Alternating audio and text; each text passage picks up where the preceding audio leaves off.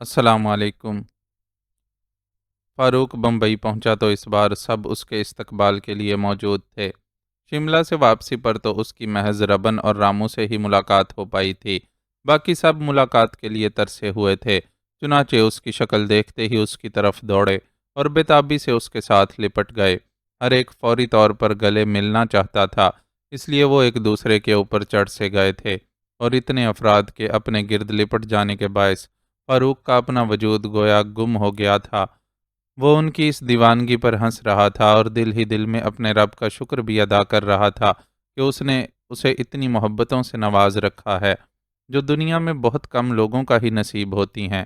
Station پر موجود لوگ بھی اس تماشے کو دیکھ رہے تھے اور حیران تھے کہ ایسا کون سا خاص آدمی ہے جس کے لیے سب اتنے دیوانے ہو رہے ہیں۔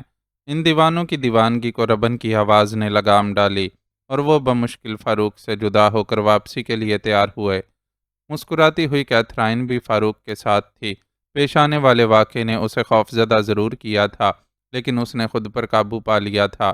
فاروق نے اس سے خاص طور پر معذرت کی تھی کہ وہ ان کی دشمنی کا نشانہ بنی، لیکن جواب میں کیتھرائن نے بہت اپنائیت کا مظاہرہ کیا تھا اور کہا تھا کہ ان کے درمیان بہن بھائی کا رشتہ جڑ چکا ہے، اور اگر ایک بہن کو اپنے بھائی کے لیے تکلیف اٹھانی پڑی ہے تو اس بات سے کوئی فرق نہیں پڑتا، اور نہ ہی اس وجہ سے ان کے مابین تعلق ٹوٹ سکتا ہے۔ فاروق اپنے دل میں ارادہ کر چکا تھا کہ اب کیتھرائن کو خود سے دور رکھے گا، اور شاید یہ بات کیتھرائن نے بھانپ لی تھی، چنانچہ از خود کہہ ڈالا تھا کہ اس واقعے سے خوف زدہ ہو کر وہ فاروق سے اپنا تعلق نہیں توڑ سکتی۔ وہ یتیم خانوں اور مشینریز کی مہربانی سے پل کر جوان ہونے والی ایک ایسی لڑکی تھی جس کا دامن رشتوں سے خالی تھا۔ ایسے میں فاروق کے پرخلوص ساتھ کو کیسے چھوڑ سکتی تھی؟ فاروق بھی اس کے احساسات کو سمجھتا تھا، چنانچہ کیتھرائن سے کوئی بحث نہیں کی تھی، لیکن اپنے طور پر بہت کچھ سوچ لیا تھا۔ کیتھرائن نے استقبال کے لیے آئے ہوئے ربن سے کسی بزرگ جیسے احترام سے ملاقات کی۔ ربن بھی اس سے شفقت کے ساتھ پیش آیا اور فاروق سے پہلے خود ہی اس کی قیامگاہ تک واپسی کا انتظام کر ڈالا۔ کیتھرائن کو اس کی منزل کی طرف روانہ کرنے کے بعد ہی ان کا قافلہ واپسی کے لیے گامزن ہوا۔ فاروق کے استقبال کے لیے وہاں آنے والوں میں منو پہلوان بھی شامل تھا۔ راستے میں فاروق کی اس سے جو بات چیت ہوئی، اس سے فاروق کو اندازہ ہوا کہ موہن داس عرف منو یہاں آ کر بہت خوش ہے۔ اڈے پر اسے مختلف داؤ پیچ سیکھنے کا موقع بھی مل رہا تھا اور بمبئی کی سیریں بھی ہو رہی تھیں۔ ربن مہمان نواز تھا، چنانچہ پریشان کن حالات کے باوجود منو کا وہاں ہر طرح سے خیال رکھا جا رہا تھا۔ وہ نانا کی طرف بھی چلا جاتا تھا۔ نانا بھی اس کے چچا سے پرانی دوستی کے باعث اس پر بہت مہربان تھا۔ یوں منو کی پانچوں انگلیاں گھی میں اور سر کڑاہی میں ہونے والا معاملہ تھا۔ راستے میں ہی فاروق نے ساتھ موجود رامو سے مقدمے کے حوالے سے معلومات حاصل کیں۔ اس نے بتایا کہ اشوک بچن اپنی مہارت اور قابلیت کا استعمال کرتے ہوئے قبل از گرفتاری ربن کی ضمانت حاصل کرنے میں کامیاب ہو گیا تھا، اس لیے انسپیکٹر وکرم اور اس کے ہواری ہاتھ ملنے کے سوا کچھ نہیں کر پا رہے تھے۔ وہ بس اتنا کر سکے تھے کہ انہوں نے فوری طور پر عدالت میں کیس شروع کروا دیا تھا۔ انگریز افسر کی وجہ سے عدالت بھی تیزی دکھا رہی تھی، لیکن یہاں بھی بچاؤ کی ساری تدابیر اور انتظامات ہو چکے تھے۔ فاروق کلکتہ سے آئے ہوئے اپنے ساتھ 2 گواہان لے کر آیا تھا۔ اگلی پیشی پر ان گواہان کو پیش کر دیا جاتا تو کیس میں بالکل ہی جان نہیں رہتی۔ ویسے بھی وکیل اشوک بچن نے جو نکات اٹھائے تھے، انہوں نے خود پولیس کی پوزیشن کو کمزور کر دیا تھا۔ ولیم کے کہنے پر فاروق کو غیر قانونی طور پر زیر حراست رکھنا اور پھر خطرناک تشدد کا نشانہ بنانا معمولی باتیں نہیں تھیں، اور ولیم کے ساتھ ہونے والے سلوک کو ربن کی طرف سے انتقامی کارروائی قرار دینے میں خود پولیس کی ہی سبکی تھی۔ صورتحال جان کر فاروق نے اپنے دل میں سکون سا محسوس کیا۔ ہاں، دل کا ایک گوشہ تھا جہاں کسی پل قرار نہیں تھا، اور اسے اس وقت بھی قرار نہیں آیا جب وہ لوگ اپنے علاقے میں داخل ہوئے۔ کوچائے جانا کے لیے تڑپتا دل کوچائے جانا میں پہنچ کر بھی بے قرار تھا، تو یہ حیرت کا مقام تھا، اور اس حیرت کو رفع کرنے کے لیے فاروق یہی سوچ سکا کہ عرصے کے پیاسے دیدہ و دل کو جب تک میں دیدار نہیں میسر ہوگی، قرار بھی حاصل نہیں ہوگا۔ اڈے پہنچ کر وہی معمول کی گہما گہمی شروع ہو گئی۔ وسیع دسترخوان، عمدہ کھانوں کی خوشبوئیں، ساتھیوں کی محبت لٹاتی نظریں اور چہکاریں، سب نے مل ملا کر وقتی طور پر اس کے دل کو بہلانے کا انتظام کر دیا۔ مہمان بھی اس ماحول میں بہت خوش تھے۔ بڑی دیر میں جا کر وہ بھی سفر سے آنے والوں کا خیال کر کے یہ محفل برخاست ہوئی۔ فاروق اپنے کمرے میں آیا تو مانوسیت کے احساس نے دل کو جکڑ لیا۔ یہ مانوسیت نہ تو شملہ کی خوبصورتی میں تھی اور نہ ہی بھاٹیا سیٹھ کی پرتعیش رہائش گاہ میں۔ وہ بستر پر لیٹا تو نیند خود بخود ہی اس کی آنکھوں میں اتر آئی۔ نیند اور خوابوں کا چولی دامن کا ساتھ تھا۔ اس کی آنکھیں بھی خواب دیکھنے لگیں اور خواب میں بس اس ساحرہ کا ہی بسیرا تھا جو خود اس کی پہنچ سے بہت دور تھی۔ اس بار فاروق نے اسے پھولوں بھرے ایک باغ میں دیکھا تھا، لیکن وہ اس باغ میں بھی خوش نظر نہیں آتی تھی۔ اس کے ہاتھ میں ایک خوشنما پھول تھا اور وہ اس پھول کی پتیاں نوچ نوچ کر پھینک رہی تھی۔ فاروق کی آنکھ کھلی تو شام ڈھل رہی تھی اور دماغ پر اس خواب کا اثر تھا۔ اس نے اٹھ کر منہ ہاتھ دھویا اور بال سنوارے۔ اتنی دیر میں گولو اس کے لیے چائے لے کر آ گیا۔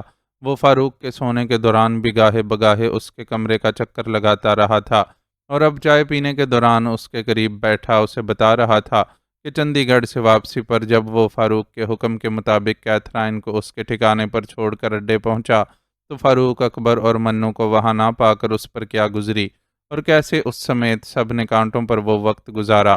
فاروق ان محبتوں سے واقف تھا، چنانچہ ساری داستان سننے کے دوران گولو کی دلداری بھی کرتا رہا۔ البتہ اس کا اپنا دل بے قرار تھا اور وہ جلد از جلد جولیٹ کو دیکھنا چاہتا تھا۔ میں دیدار کو ترسے ہوئے کو جولیٹ کی آمد و رفت کے سارے اوقات یاد تھے۔ اب بھی اس نے گھڑی دیکھی۔ جولیٹ کی دفتر سے واپسی کا وقت ہوا ہی چاہتا تھا۔ گولو کو چائے کے برتن رکھنے کے بہانے بھجوا کر وہ دریچے میں آ کھڑا ہوا۔ اتنے عرصے بعد محبوب نظر کی دید کی چاہت میں اس کا دل تو کیا روح بھی آنکھوں میں سمٹ آئی، لیکن اس سے اس راہ پر کہاں آنا تھا، وہ تو یہ شہر ہی چھوڑ کر جا چکی تھی۔ انتظار کی جاں گسل گھڑیاں گزرتی رہیں اور وہ پیاسی آنکھیں لیے اپنی جگہ کھڑا رہ گیا۔ ڈھلتی شام نے رات کی اوڑھنی اوڑھی تو وہ اپنی مایوسی کو ایک بار پھر نئی امید دلاتا دریچے سے ہٹا اور سیڑھیاں اتر کر نیچے پہنچ گیا۔ نیچے موجود افراد میں سے کچھ نے اسے مخاطب کرنے کی کوشش کی، لیکن وہ کسی کو بھی جواب دیے بغیر باہر نکلتا چلا گیا۔ وہ بہت دنوں کا پیاسا تھا اور اب ضبط کا بندھن ٹوٹنے لگا تھا۔ باہر نکل کر اس کے قدم خود بخود گلی میں جولیٹ کے گھر کی طرف بڑھنے لگے۔ اس کے دروازے پر پہنچ کر وہ کیا کرے گا، اسے خود بھی علم نہیں تھا۔ بس ایک خیال تھا کہ شاید آج جولیٹ دفتر نہ گئی ہو اور گھر پر ہی موجود ہو۔ وہ بنا سوچے سمجھے اس کے گھر کی طرف چل پڑا۔ اس کے دروازے پر پہنچ کر اس کے جوش میں اٹھتے قدم خود بخود چھٹک گئے۔ دروازے پر تالا تھا، یعنی جولیٹ ابھی تک دفتر سے واپس نہیں آئی تھی، حالانکہ وہ اتنی دیر سے کبھی واپس نہیں آتی تھی۔ وہ بیک وقت حیرانی اور پریشانی کا شکار ہونے لگا۔ اسی وقت غلامو چاچا اپنے گھر کے دروازے سے باہر نکلا۔ فاروق کو گلی میں کھڑے دیکھ کر وہ اسی کی طرف چلا آیا۔ کیا حال ہے استاد؟ شملہ سے کب واپس آئے؟ سنا تھا تم ڈاکٹر کے مشورے پر علاج کے لیے وہاں رہ رہے ہو۔ وہ فاروق سے اس کی خیریت دریافت کرنے لگا۔ الحمدللہ اب میں ٹھیک ہوں، آپ سنائیے مزاج کیسے ہیں؟ باقی محلے والوں کا کیا حال ہے؟ وہ براہ راست تو جولیٹ کے بارے میں دریافت نہیں کر سکتا تھا، چنانچہ مشترکہ طور پر پورے محلے کا حال پوچھ ڈالا۔ سب ٹھیک ہے، بس یہ اپنی جولی ہی مصیبت میں ہے۔ بیچاری لڑکی بڑے بڑے طوفانوں میں گری رہی ہے اور معلوم نہیں اب کس مشکل میں پڑی ہے کہ کسی کو اس کی کوئی خبر ہی نہیں ہے۔ غلامو چاچا جو کچھ بول رہا تھا وہ اسے پوری طرح سمجھ تو نہیں پا رہا تھا، لیکن یہ جان گیا تھا کہ اس کے دل کی بے قراری بے وجہ نہیں تھی اور یہاں جولیٹ کے ساتھ بہت برا ہو چکا تھا۔ کیا یہ جاننے کے لیے وہ غلامو چاچا سے کوئی سوال کرتا؟ اس سے قبل ہی اسے اپنے شانے پر کسی کے ہاتھ کا دباؤ محسوس ہوا۔ وہ اس مانوس لمس کو پہچانتا تھا اور جانتا تھا کہ خاموشی کی زبان میں کچھ کہتا یہ ہاتھ ربن کا ہے۔ شدید ضبط کی کوشش میں اس نے اپنے ہونٹ بھینچ لیے۔ ادھر غلامو نے بھی ربن کو دیکھ لیا تھا اور اب تپاک کے ساتھ اس سے حال احوال دریافت کر رہا تھا۔ ربن نے اسے مختصر جوابات دیے اور پھر فاروق سے مخاطب ہوتے ہوئے بولا، اکیلے کیوں نکل کھڑا ہوا شہزادے؟ ابھی تیری طبیعت پوری طرح ٹھیک نہیں ہے۔ بس کرو دادا، کب تک مجھے یوں ہتھیلی کا چھالا بنا کے رکھو گے؟ موم کا نہیں بنا ہوا کہ ذرا سی حرارت پر پگھل جاؤں گا۔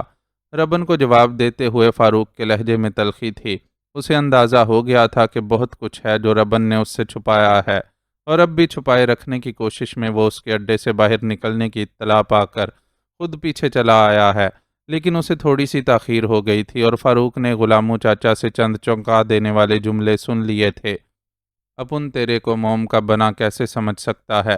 اپن نے تیرے کو فولاد مافک بنایا ہے اور اپنے کو معلوم ہے کہ تو ہمیشہ اپنی تربیت کی لاج رکھے گا۔ ربن کے جملے اسے پیش بندی کی کوشش محسوس ہوئے۔ اچھا غلامو بھائی، اپن پھر بعد میں ملیں گے تم سے، ابھی تو اپنا شہزادہ اتنے ٹائم کے بعد آیا ہے تو اپنے کو اس کے ساتھ رہنے کا ہے، ربن نے غلاموں سے کہا، اور اس کے جواب کا انتظار کیے بغیر فاروق کے شانوں کے گرد اپنے بازو کا گھیرا ڈالے اسے لے کر اڈے کی طرف واپس چلا۔ جولی کے ساتھ کیا ہوا ہے؟ ربن فاروق کو سیدھا اس کے کمرے میں لے آیا تھا۔ اپنے کمرے میں پہنچ کر فاروق نے ربن کی آنکھوں میں آنکھیں ڈال کر اس سے پوچھا، چھری تلے ذرا دم لے، تو نے ہی بھی پوچھتا تو اپن تیرے کو بتانے کا ہی تھا، بس اپن ذرا تیری طبیعت سنبھلنے کا انتظار کر رہے تھے۔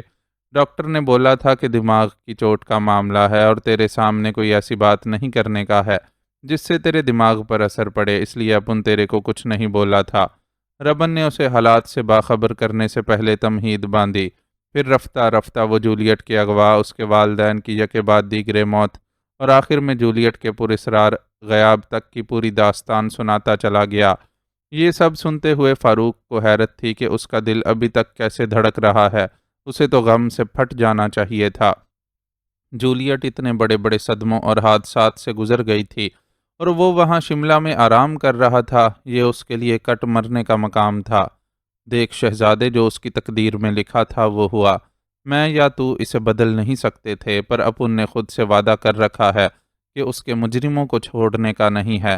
جولیٹ اپنے ساتھ کوآپریٹ کرتی اور اپنے کو پہلے دن ہی اس حرام کے جنے کا نام بتا دیتی تو اپن ابھی تک اس کو نرک میں پہنچا چکے ہوتے، پر اس کے منہ نہ کھولنے سے اپن کو تھوڑا ٹائم لگ گیا اور اپنے پہنچنے سے پہلے وہ ملک سے باہر نکل گیا۔ پر جائے گا کدھری؟ لوٹ کر تو ادھر ہی آنا ہے نا۔ وہ جیسے ہی ہندوستان کی زمین پر قدم رکھے گا اپن اس کی گردن ناپ لے گا۔ ربن فاروق کی کیفیت اچھی طرح سمجھ رہا تھا، چنانچہ اس کا ہاتھ تھام کر اسے دلاسا دینے کی کوشش کی۔ تم نے جولیٹ کی تلاش کے لیے کیا کیا؟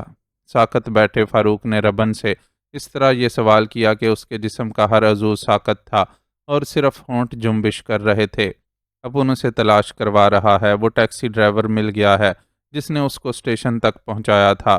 ڈرائیور نے بتایا ہے کہ جولی پہلے قبرستان گئی تھی، پھر وہاں سے اسٹیشن پر اس ٹائم کون کون سی گاڑیاں لگی ہوئی تھیں یا لگنے والی تھیں، اب ان نے سارا حساب کتاب جمع کر لیا ہے، اور تو سمجھ سکتا ہے کہ اس حساب کتاب سے جولی کو تلاش کرنا کوئی آسان کام نہیں ہے۔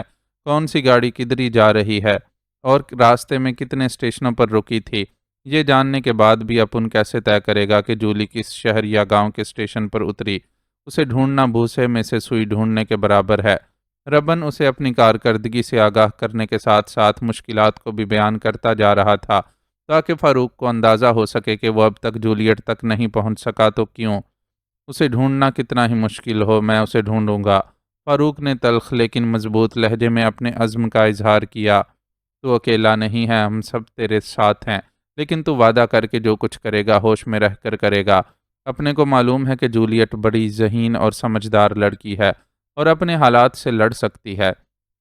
اپن کو جو بھی ثبوت ملے ہیں ان سے پتہ چلتا ہے کہ جولیٹ جہاں بھی گئی ہے اپنی مرضی سے گئی ہے اور لازمی ہے کہ کچھ سوچ سمجھ کر ہی گئی ہوگی۔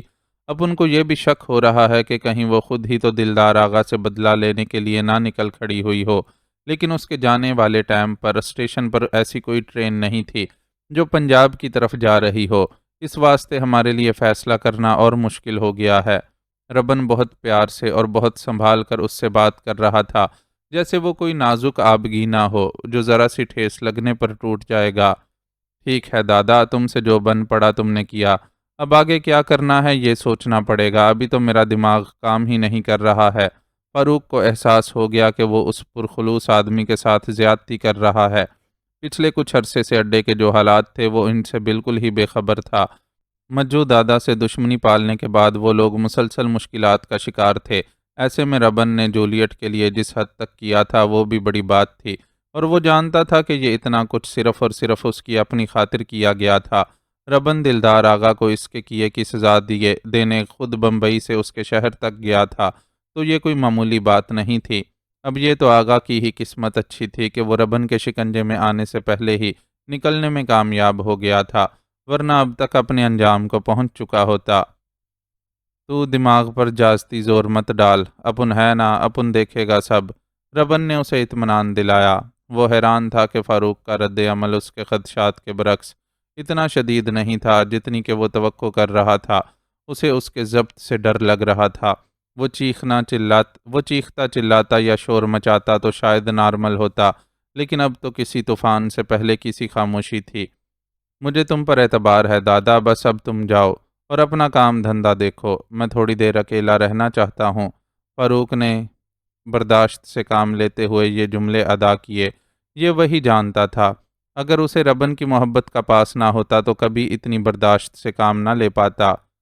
جیسی تیری مرضی، پر یاد رکھنا کہ تو اکیلا نہیں ہے، ہم سب تیرے ساتھ ہے۔ ربن اس کے شانے کو تھپکتے ہوئے اپنی جگہ سے اٹھ کھڑا ہوا۔ ربن کے باہر نکلتے ہی اس نے اندر سے دروازے کی کنڈی چڑھا لی۔ اب وہ اپنے کمرے کی تنہائی میں گزری ہوئی پر ماتم کرنے کے لیے آزاد تھا۔ ربن کے سامنے جس برداشت سے کام لیا تھا، اب وہ جواب دے چکی تھی، اور وہ دیواروں سے سر ٹکراتا کھل کر اپنے غم پر آنسو بہا رہا تھا۔ تشریف رکھیے۔ جولیٹ سروری کی رہنمائی میں آپا بیگم کے کمرے میں پہنچی تو وہ لمحہ بھر تنقیدی نظروں سے اس کا جائزہ لیتی رہی، پھر سپاٹ لہجے میں اسے حکم دیا۔ وہ بیٹھ گئی تو انہوں نے نئے سرے سے اس کا جائزہ لینا شروع کر دیا۔ سبز رنگ کے لانگ سکرٹ کے ساتھ سفید بلاؤز اور سفید ہی سکارف پہنے ہوئے وہ بہت پرکشش لگ رہی تھی۔ نرم نکوش سیاہ چمکیلے بالوں اور سروکامتی نے اس کی شخصیت کو بڑا متاثر کن بنا رکھا تھا، اور جانے کیوں وہ اس خوبصورتی سے خائف تھیں۔ حالانکہ اب تو حویلی میں کوئی کنوارا مرد بھی موجود نہیں تھا جس کے بہک جانے کا انہیں ڈر ہو۔ آپ نے مجھے بلوایا؟ آپ کو مجھ سے کوئی کام ہے کیا؟ جولیٹ زیادہ دیر اپنے وجود پر ان کی تنقیدی نظروں کو برداشت نہیں کر سکی اور ان سے پوچھ ڈالا، ہمیں تم سے کیا کام ہو سکتا ہے؟ ہمارے پاس خدمت گاروں کی فوج موجود ہے جو ہماری آنکھ کے معمولی اشارے پر بھی ہر خدمت کے لیے تیار رہتی ہے۔ انہوں نے نخوت زدہ لہجے میں اسے جواب دیا۔ جی مجھے معلوم ہے، لیکن آپ نے مجھے بلایا ہے تو اس کی کوئی تو وجہ ہوگی۔ جولیٹ کے لہجے میں خود بخود ہی تلخی سی آ گئی۔ اس کے انداز پر آپا بیگم اپنی جگہ بیٹھے بیٹھے تل ملا کر رہ گئیں۔ یہ لڑکی جب سے حویلی آئی تھی ان کے لیے چیلنج بنی ہوئی تھی۔ حویلی کی تنخواہ دار اس لڑکی کے یہ انداز انہیں قطعی نہیں بھاتے تھے، لیکن وہ اسد اللہ کی وجہ سے مجبور تھیں۔ اسد اللہ جولیٹ کے سفارشی بنے ہوئے تھے اور وہ اسد اللہ کی کسی بات کو نہیں ٹال سکتی تھیں۔ اس سلسلے میں انہیں اپنے بیٹے سے خصوصی ہدایت ملی ہوئی تھی، ورنہ ہونے کو تو یہ بھی ہو سکتا تھا کہ وہ براہ راست بڑے نواب صاحب سے بات کرتیں اور اسد اللہ پیچھے ہٹنے پر مجبور ہو جاتے۔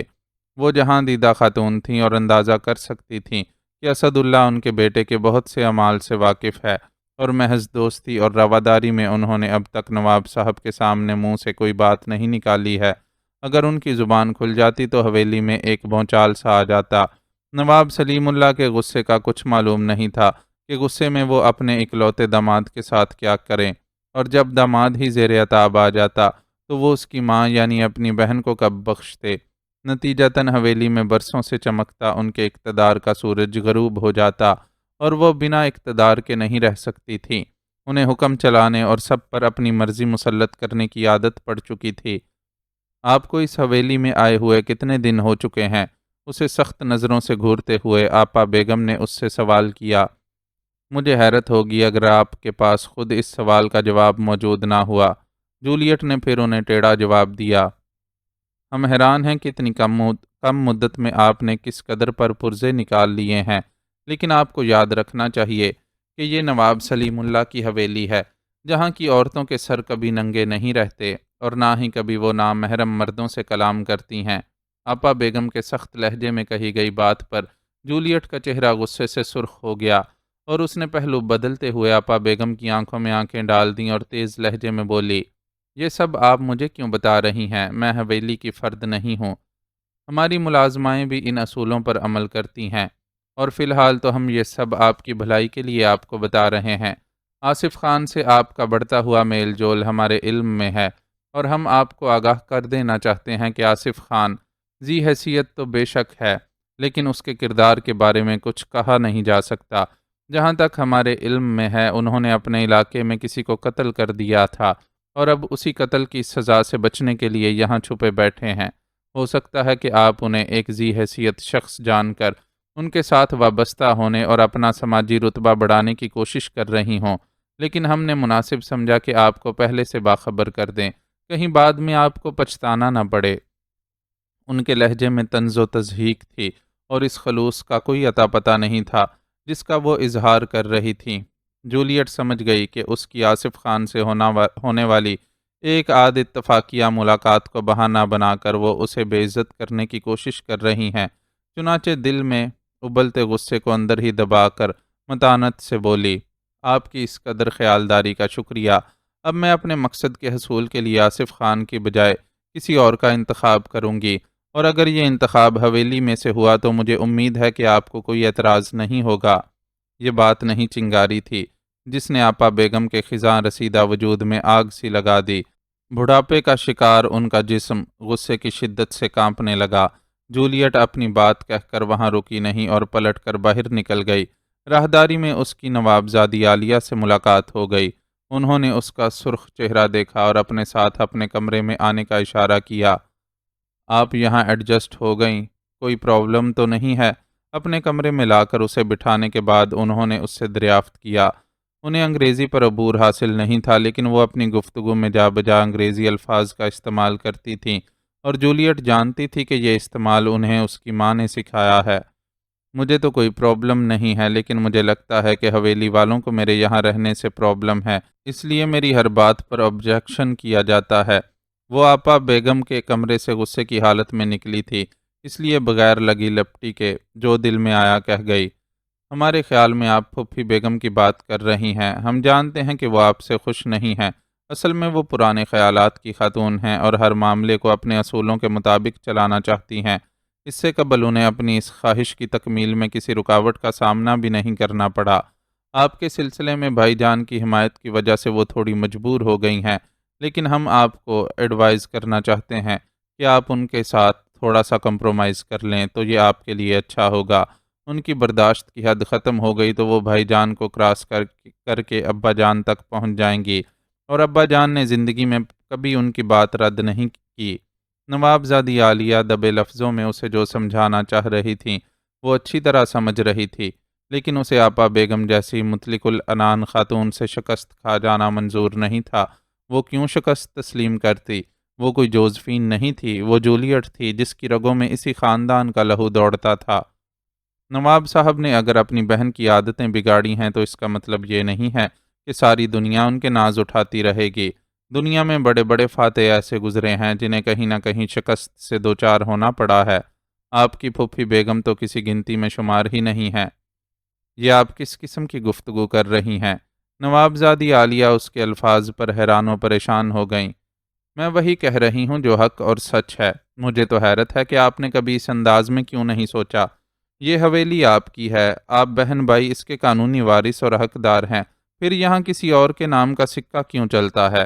کیا آپ نے صرف اس وجہ سے کہ وہ آپ کی ساس ہیں سارے حقوق ان کے نام کر دیے ہیں، حالانکہ خود آپ کو اپنے سارے حقوق حاصل نہیں، اور سال میں مشکل سے ایک آدھ بار ہی آپ کو اپنے شوہر نامدار کی شکل دیکھنے کا موقع ملتا ہے؟ وہ بولنے پر آئی تو بولتی چلی گئی۔ نوابزادی عالیہ کی آنکھیں حیرت کی زیادتی سے پھٹ سی گئیں۔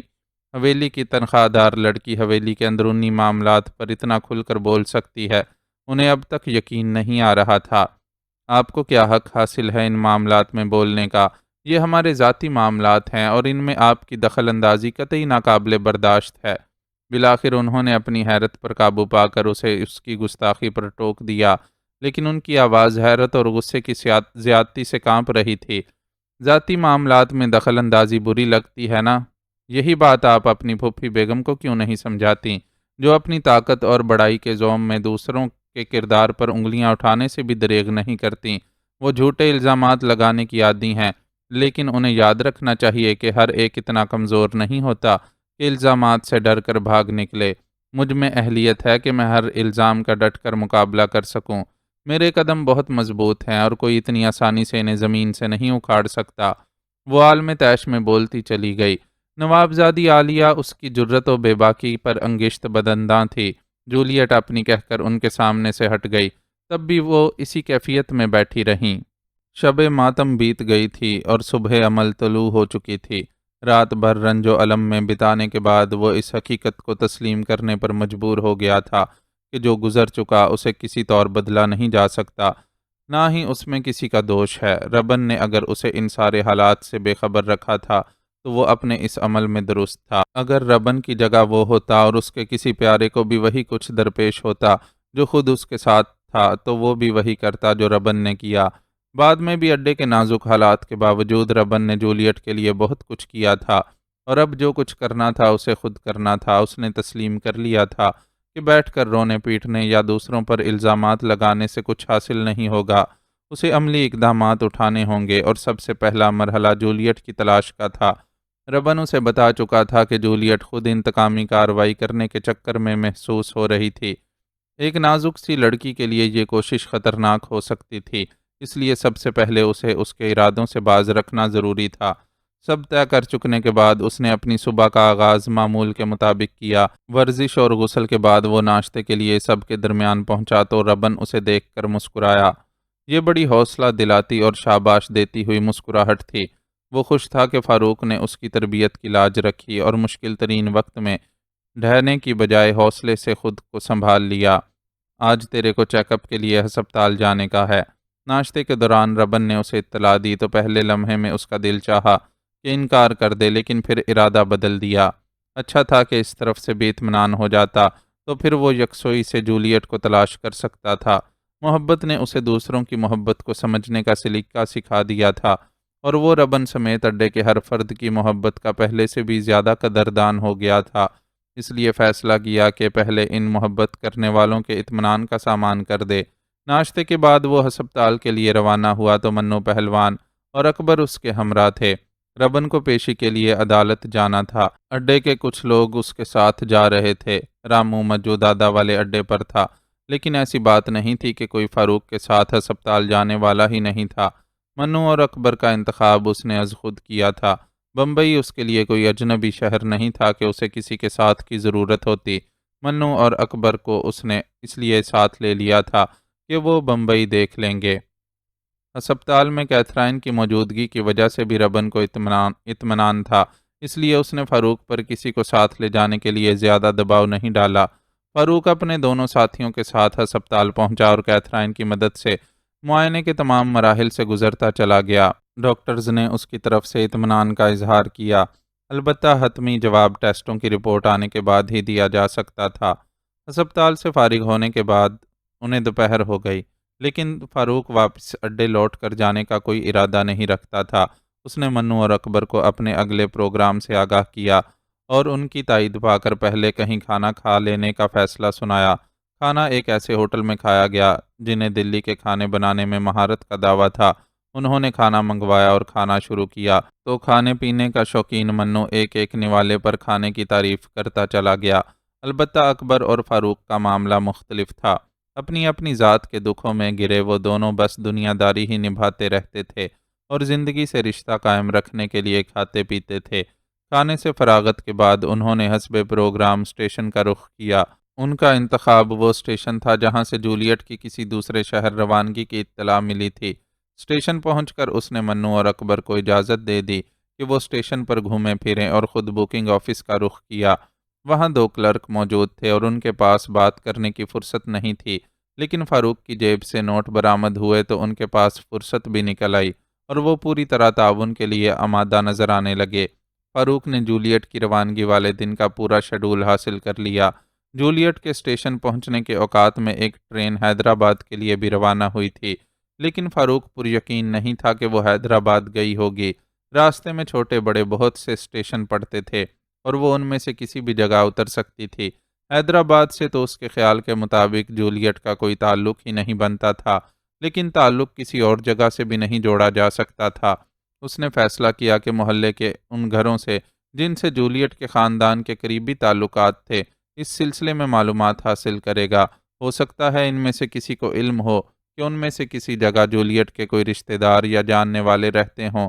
اپنے سامنے رکھے ریکارڈ کو دیکھتے ہوئے وہ اپنی ہی سوچوں میں الجھا ہوا تھا۔ اس نے اس اسپیشل دودھ پتی چائے کی طرف نظر اٹھا کر بھی نہیں دیکھا تھا جو خاص طور پر اس کے لیے منگوائی گئی تھی۔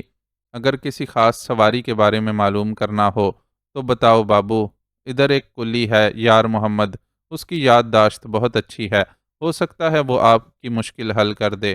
اس کے اندر کی الجھن اور کشمکش اس کے چہرے سے بھی ظاہر تھی، اس لیے کلرک نے اسے ایک حل پیش کیا۔ وہ امید کی کسی کرن کو کیسے نظر انداز کر سکتا تھا؟ فوراً ہی اس کلی سے ملنے کی حامی بھر لی۔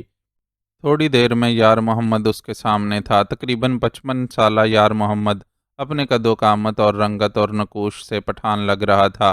فاروق نے تنہائی میں اس سے ملاقات کی خواہش ظاہر کی تو وہ اسے ساتھ لے کر باہر آ گیا۔ اس وقت پلیٹ فارم پر کوئی ٹرین نہیں لگی ہوئی تھی، اس لیے رش کے باوجود وہاں زیادہ ہنگامے یا افراتفری کا عالم نہیں تھا۔ یار محمد اسے لے کر ایک خالی بینچ پر براجمان ہو گیا۔ فاروق کو جولیٹ کا ایک ایک نقش ازبر تھا، اور ٹیکسی ڈرائیور کی زبانی یہ بھی معلوم ہو گیا تھا کہ جولیٹ نے اس روز سیاہ ماتمی لباس پہن رکھا تھا۔ چنانچہ وہ یار محمد کو تفصیل سے ایک ایک بات بتاتا چلا گیا۔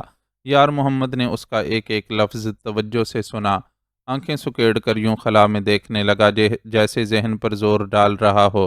بالآخر وہ اپنی اس کیفیت سے باہر نکلا اور امید و بیم کی کشمکش میں مبتلا فاروق کی طرف دیکھ کر مسکرایا۔ کچھ یاد آیا بابا؟ اس کی مسکراہٹ پر فاروق نے بےتاب ہو کر پوچھا۔ بالکل یاد آیا، ہم حیدرآباد جانے والے ایک خاندان کا سامان ڈبے میں رکھ رہا تھا، تب ہم نے اسے دیکھا تھا۔ وہ بالکل اکیلا تھا، اس کے پاس زیادہ سامان بھی نہیں تھا، صورت سے ہی بہت دکھی لگتا تھا۔ بوڑھے کلی نے اسے بتایا۔ تو کیا وہ حیدرآباد جانے والی ٹرین میں بیٹھی تھی؟ فاروق نے ایک بار پھر بےتابی سے سوال کیا۔ بالکل بیٹھا تھا بابا، ہم اور کیا بول رہا ہے؟ کلی نے یقین سے جواب دیا۔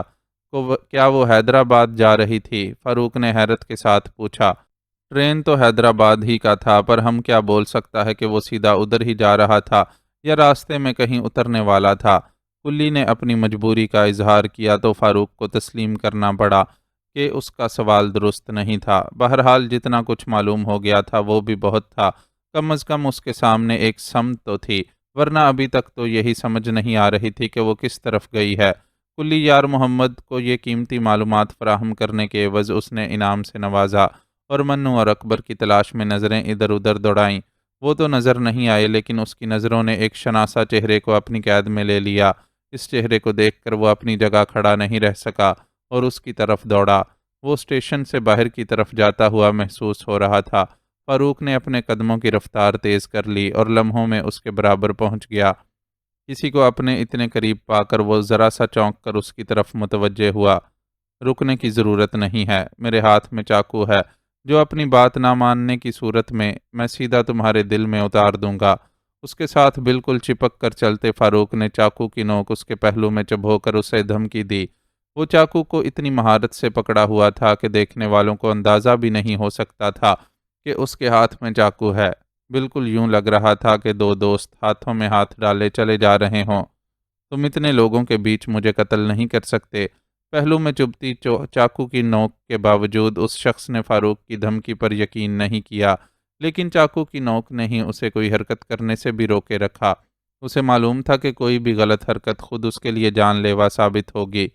میں تمہیں قتل کرنا بھی نہیں چاہتا، لیکن اپنی بات نہ ماننے کی صورت میں کرتے ہوئے ہچکچاؤں گا بھی نہیں۔ فاروق کے لہجے میں ایسی غراہٹ تھی کہ اس شخص کو اس کے ارادے کی پختگی پر کوئی شک نہیں رہا۔ کیا چاہتا ہے اپن سے؟ اپن تو تیرے کو جانتا بھی نہیں ہے۔ وہ فوراً ہی مفاہمت پر اتر آیا۔ لیکن میں تمہیں اچھی طرح جانتا ہوں۔ تم بھاٹیا سیٹھ اور اس کی بیٹی کے زیر خرید کتے ہو، اور ان دونوں کے حکم پر لوگوں کو کاٹتے پھرتے ہو۔ فاروق کے الفاظ اور لہجے کے تنفر پر وہ چونکا اور پھر بولا، اپنے کو یاد نہیں پڑتا کہ کبھی اپن کا تیرے ساتھ ٹاکرا ہوا ہو؟ آج ہو گیا نا ٹاکرا، اب تو اسے اپنی آخری سانس تک یاد رکھے گا۔ فاروق ہنکارا اور ساتھ ہی اسے اس سمت میں ہنکارا جہاں بیت الخلاء بنے ہوئے تھے۔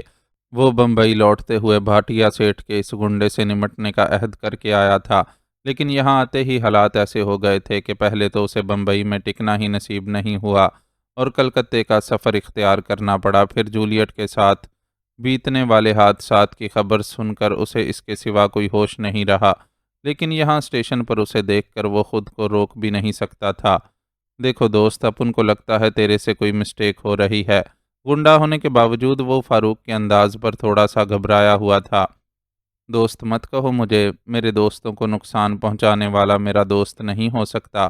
فاروق نے اس کے باقی جملے کو نظر انداز کرتے ہوئے خود کو دوست پکارنے پر کاٹ دار لہجے میں اعتراض کیا۔ اپنے کو یہ تو بتا کہ اپن نے کیا کیا ہے۔ اس نے فاروق سے مذاکرات کی ایک اور کوشش کی۔ اس دوران میں وہ بیت الخلاء کی قطار کے بالکل قریب پہنچ چکے تھے۔ سوال تو نہیں میں کروں گا۔ فاروق نے ایک کھلے دروازے سے اسے اندر دھکیلا اور خود بھی اندر گھس کر چٹخنی لگا لی۔ اب اس نے اپنا چمکدار پھل والا چاقو بھی نمایاں کر دیا تھا۔ تو ایسے ہی اپن کے گلے پڑ گیا ہے۔ اس نے فاروق کے چاقو کی چمک اور اس کی آنکھوں کی وحشت کو دیکھتے ہوئے مفاہمانہ انداز اختیار کیا۔ ایسے ہی گلے پڑ گیا ہوں۔ فاروق نے غصے سے اس کا گریبان پکڑ کر کھینچا اور چاقو کی نوک اس کی گردن پر رکھ دی۔ میں ایسے ہی گلے پڑ گیا ہوں تو انکار کر دے کہ تو بھاٹیا سیٹھ کا کتا گنیش نہیں ہے اور کچھ دن پہلے تو بملا بھاٹیا کے بلاوے پر شملہ نہیں گیا تھا۔ فاروق نے اسے چاقو کی نوک چبھوئی۔ ٹھیک ہے اپن گیا تھا، پر تیرے کو اس سے کیا لینا دینا ہے؟ وہ بے شک گونڈا تھا، لیکن اس وقت چاقو کی نوک اس کے گلے پر رکھی تھی، اس لیے تھوک نگلتے ہوئے کچھ خوفزدہ لہجے میں سوال کیا۔ سوال نہیں، سوال سارے اب میں کروں گا، تجھے صرف جواب دینے ہیں۔ فاروق گرایا۔ اس وقت وہ نفیس مزاج فاروق نہیں تھا جو بہت نرم اور مہذب لہجے میں بات کرتا تھا، جسے پھول اور کتابیں اچھی لگتی تھیں، جو بے شکن لباس پہنتا تھا اور جس پر دوسروں کو اکثر کسی شہزادے کا گمان ہوتا تھا۔ یہ تو وہ فاروق تھا جسے ربن نے اپنے سارے ہنر منتقل کیے تھے اور جو ضرورت پڑنے پر دشمن کی آنکھیں نکال کر اس کے ہاتھ پر رکھ سکتا تھا۔ بمبئی کی وہ پرہیبت رات جو اسے ربن کی پناہ میں لے گئی تھی، اگر اس پر نہ بیتی ہوتی تو وہ یہ سب سیکھ ہی نہیں سکتا تھا، لیکن اس نے جانا تھا کہ انسان ہمیشہ انسان نہیں رہتا اور دنیا کبھی کبھی خونخوار وحشی جانوروں سے بھرا ہوا جنگل بھی بن جاتی ہے، اور اس جنگل میں اپنی بقا کی جنگ لڑنے کے لیے آدمی کو اپنے اندر شیر کا جگرا اور اسی کی جیسی سفاکی بھی پیدا کرنی پڑتی ہے۔ سو اس وقت وہ بھی وہی خونخوار شیر بنا ہوا تھا جو اپنے مقابل کا سینہ چیر کر اس کا کلیجہ نکال سکتا تھا۔ کیا پوچھنا چاہتے ہو؟ گنیش نے تھوک نگل کر اپنا حلق تر کرنے کی کوشش کی۔ تو نے نئی فلم سٹار چاندنی کو کس کے حکم پر قتل کرنے کی کوشش کی تھی؟ فاروق کا پوچھا سوال گنیش کو کسی ڈنک کی طرح لگا۔ کون چاندنی؟ اپن کیوں اسے قتل کرے گا؟ گنیش اس راست سوال پر بوکھلا گیا۔ جھوٹ نہیں بول مجھ سے، میں سب جانتا ہوں۔ مجھے تو یہ بھی معلوم ہے کہ بملا کے کہنے پر تو نے ہی اس کے شوہر کو جان سے مارا تھا۔ فاروق نے جیسے اس کے سر پر دھماکہ کر دیا۔ وہ پھٹی پھٹی نگاہوں سے فاروق کو دیکھنے لگا۔ کیا تو انکار کرے گا کہ شملہ کے جنگل میں تو بملا بھاٹیا سے ملا تھا اور وہاں اس نے تجھے کسی کو ٹھکانے لگانے کے لیے بڑی رقم دی تھی؟ میں اس ملاقات کا عینی شاہد ہوں، لیکن اس وقت میں جان نہیں سکا کہ وہاں ہونے والی سازش چاندنی کے خلاف ہے۔ بس میں تجھ سے اس بات کی تصدیق کروانا چاہتا ہوں کہ تو نے بملا ہی کے کہنے پر چاندنی کی گاڑی کو ٹکر ماری تھی نا؟ میں اس ایکسیڈنٹ کا بھی گواہ ہوں اور میں ہی زخمی چاندنی اور مردہ زمرد بائی کو سڑک سے اٹھا کر ہسپتال لے گیا تھا۔ فاروق جوں جوں بول رہا تھا گنیش کے چہرے کی رنگت زرد پڑتی جا رہی تھی، پھر بھی اس نے خود کو سنبھالنے کی کوشش کی اور بولا، اپن کی سمجھ میں کچھ نہیں آ رہا کہ تم کیا بول رہا ہے۔ اپن ایسا آدمی نہیں ہے۔ میں نے کہا نا جھوٹ مت بولنا، مجھے صرف اس بات کی تصدیق کرنی ہے کہ تو نے بملا بھاٹیا کے کہنے پر ہی چاندنی پر وہ قاتلانہ حملہ کیا تھا یا نہیں۔ فاروق نے چاقو کی نوک پر دباؤ بڑھایا تو اس کے گلے سے خون کی چند بوندیں چھلک پڑیں۔ فاروق نے ان چند بوندوں کی قطعی پرواہ نہیں کی، کیونکہ اس وقت اس کی نگاہوں میں بے داغ حسن کی مالک چاند بانو کا جھلسا ہوا چہرہ گھوم رہا تھا۔ چاند بانو کا فلمی نام چاندنی تھا، اس لیے وہ گنیش سے پوچھ گچھ کے لیے اسی نام کا استعمال کر رہا تھا۔ اپن نے مس بملا کے کہنے پر ہی وہ سب کیا تھا، ورنہ اپن کا اس فلمی ہیروئن سے کوئی لینا دینا نہیں تھا۔ چاقو کی نوک کے بڑھتے ہوئے دباؤ اور فاروق کی آنکھوں میں اترے ہوئے خون کو دیکھ کر گنیش نے حق کے وفاداری نبھانے سے زیادہ جرم قبول کر لینے میں ہی عافیت جانی، اور ساتھ ہی یہ بھی واضح کر دیا کہ وہ تو صرف ایک ہتھیار تھا جس کا کنٹرول بملا کے ہاتھ میں تھا۔ فاروق کو اس بات کا پہلے ہی سے اندازہ تھا، گنیش سے وہ صرف تصدیق کروانا چاہتا تھا۔ گنیش نے اعتراف کر لیا تو اس کے تنے ہوئے اعصاب خود بخود ڈھیلے پڑ گئے اور چاقو کا دباؤ کم ہو گیا۔ گنیش نے اس بات کو فوراً محسوس کیا اور ہوشیاری دکھانے کی کوشش کرتے ہوئے فاروق کی ناک پر اپنا گھٹنا رسید کرنے کی کوشش کی۔ فاروق نے بھی رد عمل میں اپنے جسم کو حرکت دی اور یہاں اس سے چوک ہو گئی۔ وہ گنیش کی گردن پر رکھی چاقو کی نوک کو بھول گیا تھا۔ خود گنیش نے بھی اپنی نازک پوزیشن کا ٹھیک طرح سے اندازہ نہیں لگایا، اس لیے ایسی حرکت کر گیا۔ اس حرکت کا نتیجہ بے حد خطرناک نکلا اور فاروق کا تیز پھلدار چاقو گنیش کی شہرگ کو اس طرح کاٹتا چلا گیا کہ اسے چیخنے کا بھی موقع نہیں ملا۔ فاروق اگر بروقت پیچھے نہ ہٹ گیا ہوتا تو اس کے گلے سے فوارے کی طرح پھوٹتا ہوا خون اسے بھگو ڈالتا۔ اب بھی کچھ نہ کچھ چھینٹیں اس کے اوپر آئی تھیں۔ اس نے بیت الخلاء کی محدود حدود میں گنیش کی خون اگلتی لاش کو ٹیڑھی میڑھی حالت میں نیچے گرتے ہوئے دیکھا اور اپنے منہ پر ہاتھ پھیرتے ہوئے گرم گرم خون کی بوندوں کو صاف کیا۔ اس کی ہتھیلی پر خون کی سرخی نمایاں ہو گئی۔ اس نے حیرت سے اس سرخی کو دیکھا۔ وہ ابھی تک بے یقینی کی کیفیت میں تھا کہ اس سے ایک انسان کا قتل ہو گیا ہے۔ گنیش چاہے گنڈا تھا اور اس کے دل میں اس کے لیے نفرت کا ایک دریا موجزن تھا، اس کے باوجود وہ اسے قتل کرنے کا کوئی ارادہ نہیں رکھتا تھا۔ اس بے ارادہ قتل پر گنگ رہ جانا ایک فطری رد عمل تھا، لیکن وہ زیادہ دیر اس کیفیت میں مبتلا نہیں رہ سکا۔ بیت الخلاء کے دروازے پر ہونے والی زوردار دستک نے اسے چونکا کر رکھ دیا۔ بیت الخلاء کے دروازے پر ہونے والی دستک زوردار تھی، ساتھ ہی کسی نے بلند آواز میں پکار بھی لگائی۔ ظاہر ہے یہ عوامی جگہ تھی اور کئی بیت الخلاء ہونے کے باوجود ان کی تعداد کم ہی پڑتی تھی، اس لیے کسی ایک کو بہت دیر تک مصروف رکھنے کی گنجائش کم ہی نکلتی تھی۔ اب بھی لگتا تھا کہ باہر منتظر کسی شخص کا پیمانہ صبر لبریز ہو گیا تھا، لیکن فاروق کے لیے صورتحال بڑی مخدوش ہو گئی تھی۔ وہ گنیش کی خون اگلتی لاش کے ساتھ اندر بند تھا اور لازم تھا کہ جیسے ہی دروازہ کھول کر باہر نکلتا، باہر منتظر شخص کو اندر کی صورتحال کا علم ہو جاتا اور نتیجہ اس کی گرفتاری کی صورت میں نکلتا، لیکن وہ فی الحال پابند سلاسل ہونے کا سوچ بھی نہیں سکتا تھا۔ اسے بہت سے کام نمٹانے تھے، جن میں سر فہرست جولیٹ کی تلاش، اس کے مجرموں کو کیفر کردار تک پہنچانا اور بملا سے چاند بانوں کا حساب لینے کے کام تھے۔ ان سب کاموں کے لیے اس کا آزاد رہنا ضروری تھا۔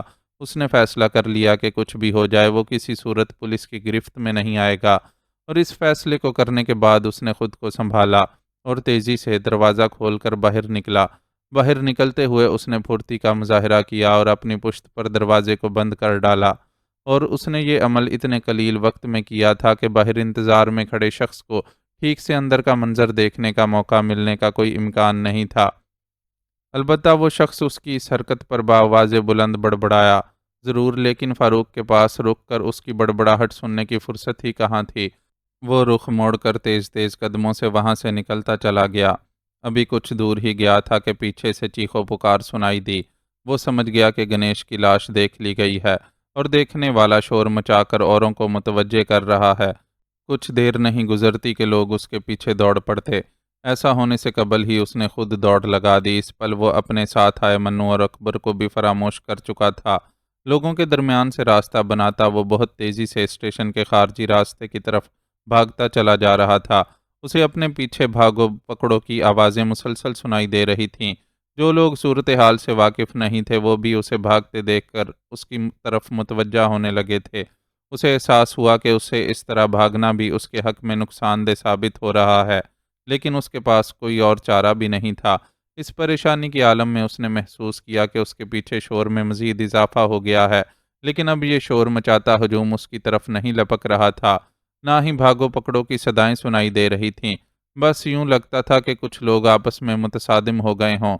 وہ اصل معاملہ جاننے کے لیے کہاں ٹھہرتا، بس اس صورتحال کو پہلے ہی اپنے لیے غنیمت جان کر بھاگتے قدموں کی رفتار ذرا کم کی اور لمبے لمبے ڈگ بھرتا ہوا یوں چلنے لگا جیسے عجلت میں مبتلا کوئی شخص چلتا ہے۔ اسٹیشن پر بہت سے لوگ عجلت کی کیفیت میں دکھائی دیتے ہیں، چنانچہ اس کا یوں چلنا کسی کو اپنی طرف متوجہ نہیں کر سکتا تھا۔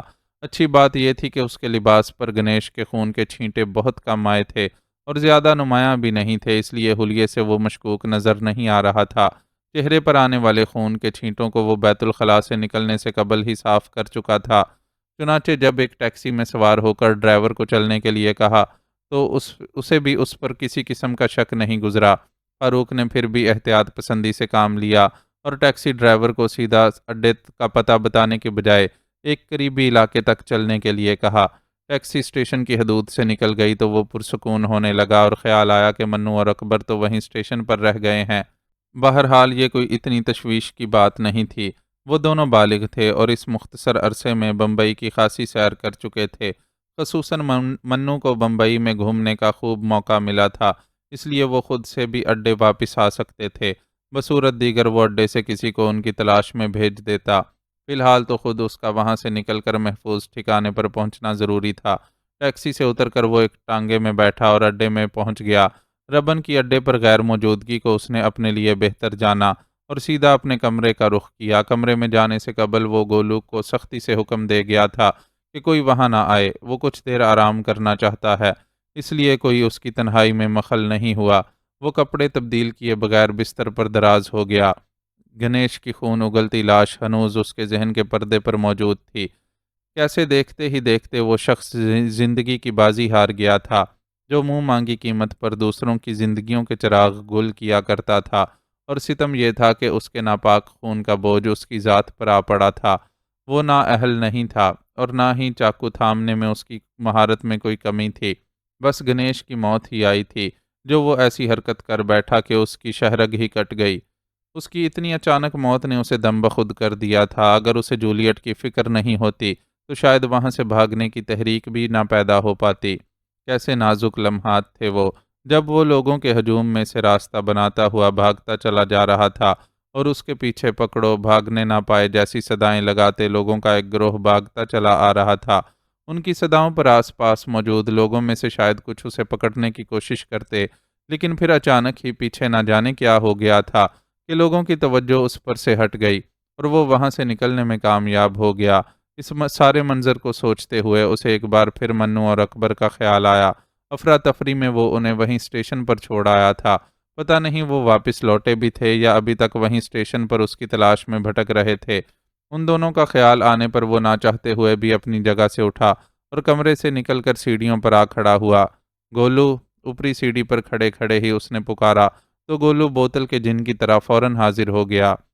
جی فاروق بھائی، چائے پئیں گے کیا؟ اس نے مستعدی سے پوچھا۔ نہیں، تم دیکھو کہ نیچے کون کون فارغ ہے۔ دو بندوں کو ذرا اسٹیشن بھیجو اور بولو کہ منو اور اکبر کی خبر لے کر آئیں۔ وہ دونوں وہاں گھومنے کے لیے رکے تھے، ابھی تک واپس نہیں آئے۔ اس نے گولو کو کام بتایا اور واپس اپنے کمرے میں آ گیا۔ اب اس کے خیال کی رو دوسری طرف بہہ رہی تھی۔ اسٹیشن پر اس نے جو معلومات حاصل کی تھیں، ان کی روشنی میں جو جولیٹ حیدرآباد جانے والی ٹرین میں سوار ہوئی تھی۔ بمبئی سے حیدرآباد کا فاصلہ کوئی کم نہیں تھا، راستے میں کتنے ہی دوسرے مقامات پڑتے تھے۔ کچھ پتہ نہیں تھا کہ جولیٹ راستے میں کہیں اتری تھی یا سیدھی حیدرآباد گئی تھی۔ اگر وہ حیدرآباد میں تھی تو اسے ڈھونڈنا فاروق کے لیے آسان بھی تھا اور بہت مشکل بھی۔ حیدرآباد میں جولیٹ کی موجودگی کے امکان پر غور کرتے ہوئے اس کا دھیان گنیش کے اعتراف کی طرف چلا گیا۔ اس نے مرنے سے پہلے قبول کر لیا تھا کہ اس نے بملا بھاٹیا کے حکم پر چاند بانو کی گاڑی کو نشانہ بنایا تھا۔ خود سے بے پناہ محبت کرنے والی چاند بانو کا اس پر یہ حق تھا کہ وہ اس کے ساتھ ہونے والے ظلم کا بملا سے حساب لیتا۔ اس امیر زادی نے اپنے اختیار کے زوم میں چاند بانو کو محض اس لیے نشانہ بنوایا تھا کہ وہ اسے اپنے اور فاروق کے درمیان حائل محسوس کر رہی تھی، حالانکہ ایسا کچھ نہیں تھا۔ چاند بانو بھی فاروق سے محبت کر کے اتنی ہی تشنا تھی جتنی بملا بھاٹیا، لیکن دونوں کی محبت میں یہ فرق تھا کہ بملا بھاٹیا ہر حال میں فاروق کو حاصل کر لینا چاہتی تھی اور چاند بانو اپنی بے لوث محبت پر ہی قانع ہو گئی تھی۔ وہ طوائف زادی ہو کر بھی محبت کی نزاکت و لطافت سے واقف تھی اور جانتی تھی کہ محبت اصل میں لینے نہیں دینے کا نام ہے، سو بنا بدلے کی چاہ کے مسلسل فاروق کو چاہے جا رہی تھی۔ فاروق اس کی اس بے لوث محبت کے جواب میں اس سے ویسی ہی محبت تو نہیں کر سکتا تھا، لیکن بہرحال اس کے دل میں چاند بانو کے جذبے کی عزت و قدر تھی اور وہ محسوس کرتا تھا کہ چاند بانو کے ساتھ ہونے والے ظلم کا حساب لینا اس کا فرض ہے۔ اس نے دل میں فیصلہ کیا کہ وہ جولیٹ کی تلاش میں جانے سے قبل یہ فرض ادا کر کے جائے گا، کیونکہ کچھ پتہ نہیں تھا کہ جولیٹ کی تلاش میں کتنا وقت لگ جاتا اور اسے واپس آنا نصیب بھی ہوتا یا نہیں۔ فاروق بھائی، آپ کو دادا بلاتے ہیں۔ خیالات کے سلسلے کو دستک کے ساتھ لگائی جانے والی گولو کی صدا نے توڑا۔ ابھی آتا ہوں۔ وہ ربن کے بلاوے کو کیسے ٹالتا، چنانچہ فوراً بستر سے اٹھ کھڑا ہوا۔ نیچے پہنچا تو ربن اس کا منتظر تھا۔ اس کے آس پاس کوئی دوسرا موجود نہیں تھا جس سے اندازہ ہوتا تھا کہ وہ تنہائی میں اس سے بات کرنا چاہتا ہے۔ فاروق کو بے چینی ہونے لگی۔ تنہائی میں بات کرنے کا مطلب تھا کہ ربن اس سے کوئی خاص بات کرنا چاہتا ہے۔ بیٹھ جا، میرے چہرے کو ٹٹول کر کیا معلوم کر سکے گا؟ ربن نے قدرے خفا سے لہجے میں اسے حکم دیا تو وہ کھسیایا ہوا سا اس کے سامنے بیٹھ گیا۔ اب بتا کیا ہوا ہے؟ اس نے اب بھی ذرا خفگی سے فاروق سے سوال کیا۔ کیا ہوا ہے؟ فاروق نے حیرت سے اس کا سوال دہرایا۔ اسے ربن کے اس سوال کا مقصد سمجھ میں نہیں آیا۔ تو نے وہ جو 2 حرام کے جنے اسٹیشن بھیجے تھے وہ لوٹ آئے ہیں اور اپنے ساتھ بہت سی خبریں بھی لائے ہیں۔ کیسی خبریں؟ ربن کی اطلاع پر وہ چونکا۔ ادھر اسٹیشن پر کسی نے بھاٹیا سیٹھ کے پالتو گنڈے گنیش کو قتل کر دیا ہے، اور وہ دونوں جو تیرے ساتھ اسٹیشن گئے تھے وہاں دنگا فساد کرتے ہوئے پکڑے گئے ہیں۔ کہنے والے کہتے ہیں کہ گنیش کا خونی پکڑا جاتا اگر بیچ میں ان دونوں نے لفڑا شروع نہ کر دیا ہوتا۔ اب وہ دونوں تھانے میں ہیں، تو اپن کو سارا آگا پیچھا بول دے تاکہ اپن انہیں چھڑانے کا کوئی راستہ نکال سکے۔ ربن نے اپنے اسی لہجے میں اسے حالات سے آگاہ کیا تو اس کے پاس کل احوال سنا دینے کے سوا کوئی چارہ نہیں رہا۔ دائی سے پیٹ چھپا کر حاصل بھی کچھ نہیں تھا۔ ربن سے بڑھ کر ان حالات میں کوئی اس کا ہمدرد اور مددگار ہو بھی نہیں سکتا تھا۔ حرام کا جنا تھا، حرام موت مارا گیا، تو اس میں تیرا کیا دوش؟ تیرے کو دماغ پر زور دینے کی ضرورت نہیں۔ باقی اپن دیکھ لیتے ہیں کہ ان دونوں کا کیا معاملہ ہے۔ نکال لائیں گے انہیں سلاخوں کے پیچھے سے، پر اپن تیرے کو اتنا ضرور بولیں گے کہ ابھی حالات اپنے لیے اچھے نہیں ہیں، اس واسطے تیرے میرے سمیت سب کو چاروں کھونٹ دیکھ کر چلنا لازم ہے۔ سالے پولیس والے جو کل تک اپنے یار بنے پھرتے تھے اب ماتھے پر آنکھیں رکھ کر بیٹھے ہیں۔ یہ تو اچھا ہوا کہ تو اس اسٹیشن پر کسی کے ہاتھ نہیں آیا، ورنہ بڑی مصیبت کھڑی ہو جاتی۔ اس سے سارا احوال سن کر ربن نے اسے تسلی دی، لیکن ساتھ ہی نصیحت کرنا بھی نہیں بھولا۔ مجھے احساس ہے دادا کے حالات ٹھیک نہیں ہیں، بس گنیش کو دیکھ کر میں خود کو روک نہیں سکا، اور بعد میں جو کچھ ہوا اس میں میرے ارادے کا کوئی دخل نہیں تھا۔ لیکن اب تم کیا کرو گے؟ پولیس والوں سے جا کر ان دونوں کے لیے بات کرنا، کہیں ان کے لیے اور مشکل نہ کھڑی کر دے۔ وہ بیتی ہوئی کے اثر سے ابھی تک نہیں نکلا تھا، ساتھ ہی اسے منو اور اکبر کی طرف سے بھی تشویش تھی۔ ربن کے اڈے سے ان کا تعلق سامنے آنے پر پولیس کا رویہ ان کے ساتھ مزید سخت ہو سکتا تھا۔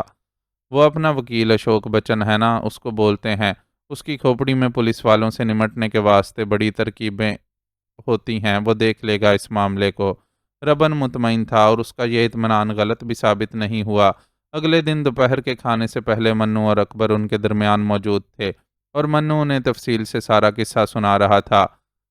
اسی تو ادھر اسٹیشن کی رونقیں دیکھنے میں مگن تھے، شور اٹھا تو پہلے یہ اپنے اکبر کی نظر پڑی، اور دیکھ کر منو دسیا کہ لوگ فروخ بھرا کے پیچھے بھاگ رہے ہیں۔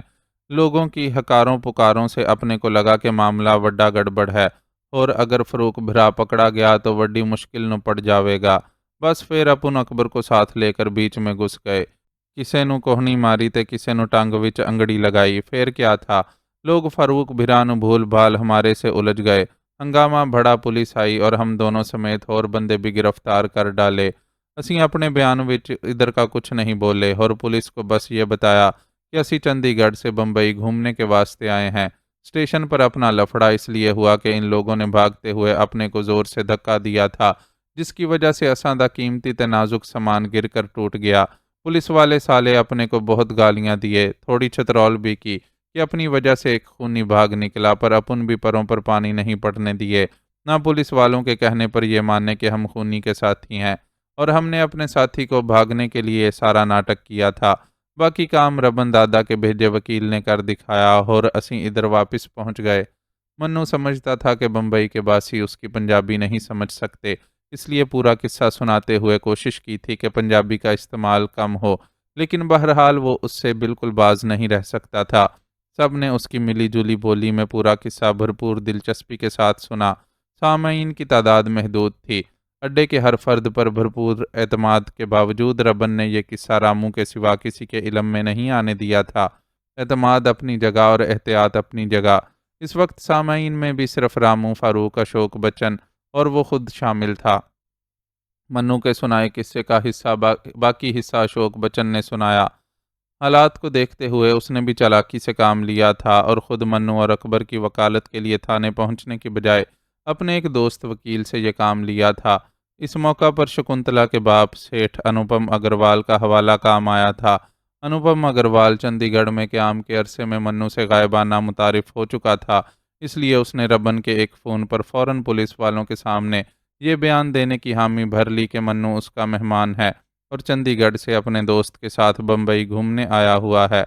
अशोक का दोस्त वकील सेठ अनुपम अग्रवाल का हवाला साथ लेकर थाने पहुंचा था, इसलिए बआसानी मन्नू और अकबर की रिहाई अमल में आ गई थी। भाटिया की बजाय सेठ अनुपम अग्रवाल का इंतखाब रबन ने सोच समझ कर किया था। वो पुलिस या भाटिया सेठ को ऐसा कोई सिरा नहीं पकड़ाना चाहता था कि उन्हें ये अंदाज़ा हो सके कि इस सारे किस्से का अड्डे से कोई ताल्लुक है। अगर मन्नू और अकबर का अड्डे से ताल्लुक साबित हो जाता तो फिर पुलिस को अंदाज़ा करने में देर नहीं लगती कि गणेश के कत्ल से अड्डे के किसी फर्द का ताल्लुक है। अनुपम अग्रवाल एक गैर मुतल्लका शख्स था, जिसकी रबन से वाकफियत भी किसी के इल्म में नहीं थी। असल में तो ये वाकफियत भी इत्तफाकन ही हुई थी। बम्बई से चंडीगढ़ जाते हुए सेठ की बेटी शकुंतला से इन लोगों की रेल में मुलाकात हो गई थी। वो माजिद अली नामी शख्स के बहकावे में आकर ज़रो ज़ेवर समेत अपना घर छोड़कर चंडीगढ़ जा रही थी।